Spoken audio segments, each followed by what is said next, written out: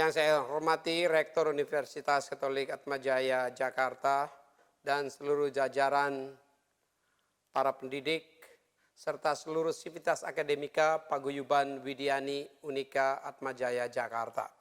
Assalamualaikum warahmatullahi wabarakatuh.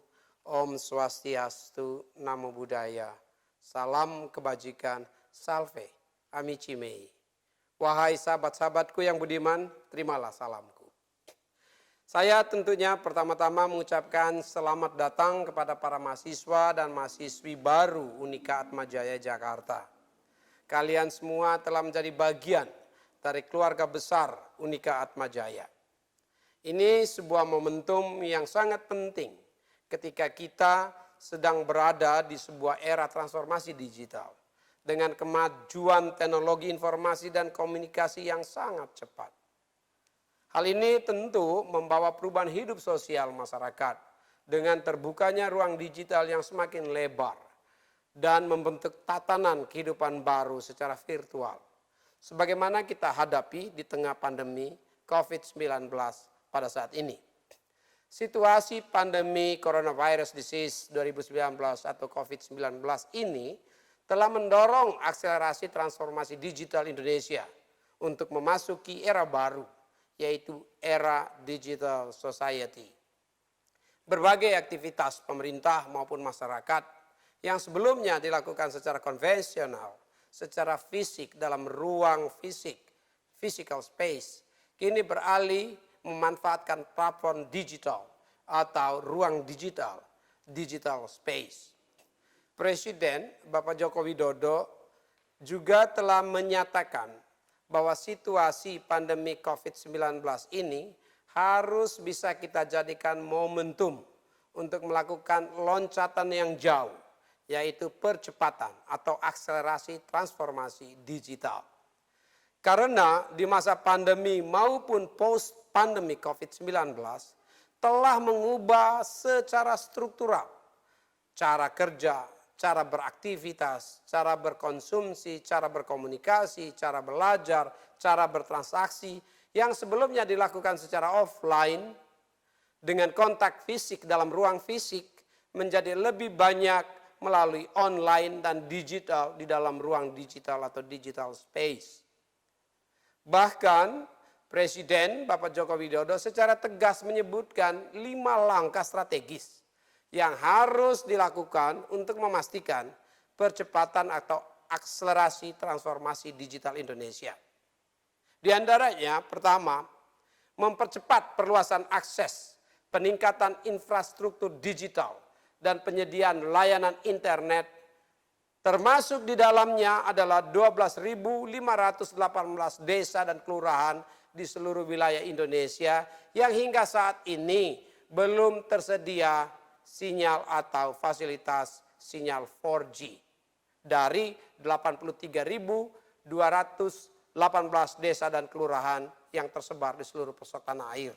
Atau dengan kata lain, sudah tersedia 70.670 desa dan kelurahan sinyal dengan kecepatan dan kapasitas 4G.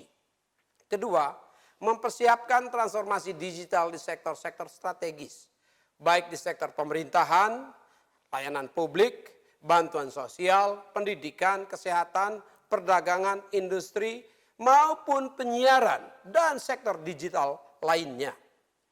Ketiga, mempercepat integrasi pusat data nasional untuk memungkinkan tersedianya satu data nasional dalam rangka penyelenggaraan pemerintahan dan menjamin pelindungan dan keamanan data, baik data pemerintah maupun data publik termasuk data-data dalam penyelenggaraan sistem elektronik atau PSE. Keempat, menyiapkan kebutuhan sumber daya manusia atau SDM talenta digital. Dalam 15 tahun ke depan diproyeksikan Indonesia membutuhkan kurang lebih 9 juta talenta digital atau sekitar 600.000 orang setiap tahunnya. Talenta digital yang dibutuhkan tidak saja jumlah, tetapi juga tingkat kualifikasi keahlian untuk menghadapi revolusi industri 4.0 atau 4.0 seperti bidang keahlian Big Data Analytics, artificial intelligence, cyber security, cloud computing, Internet of Things, machine learning, augmented reality, virtual reality, digital marketing, digital sales, dan sebagainya. Guna menyiapkan kebutuhan sumber daya talenta digital tersebut, Kementerian Komunikasi dan Informatika Republik Indonesia menyelenggarakan program stimulus Digital Talent Scholarship yang telah terlaksana sejak tahun 2018 yang lalu. Pada tahun 2020 ini, Kementerian Komunikasi dan Informatika Republik Indonesia fokus untuk melaksanakan online academy yang ditujukan atau disediakan untuk 50.000 peserta. Program ini bekerjasama dengan Global Technology Company, startup lokal, perguruan tinggi, dan berbagai asosiasi profesi. Dan dilakukan secara online tanpa biaya. Dan kelima, berkaitan dengan regulasi atau payung hukum, skema pendanaan, dan pembiayaan transformasi digital harus segera disiapkan. Berbagai regulasi dan payung hukum sedang dibicarakan dan dalam proses politik bersama DPR RI saat ini. Di antaranya seperti rancangan Undang-Undang Pelindung Data Pribadi atau RUU PDP yang kita siapkan dengan benchmark GDPR atau General Data Protection Regulation Uni Eropa. Transformasi digital itu juga mempunyai prasyarat, yaitu ruang digital atau digital space dapat digunakan secara cerdas dan bermanfaat. Juga isi dengan kegiatan-kegiatan yang bermanfaat bagi masyarakat, bangsa dan negara. Dan tidak digunakan untuk menyebarkan ujaran kebencian, berita-berita hoax dan disinformasi, adu domba, ataupun kegiatan-kegiatan ilegal lainnya di dalam ruang digital.